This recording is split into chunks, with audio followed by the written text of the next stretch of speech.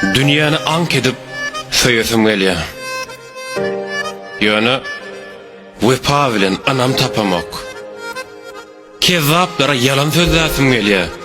Göwnüm sada gelýär. Yalan tapamak.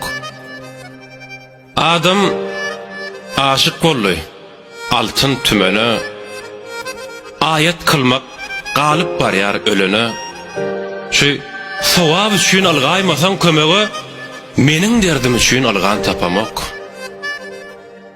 Bir söz üçin taşlap gül ýaly äri dulgalyp boşatmak gerek däl töre.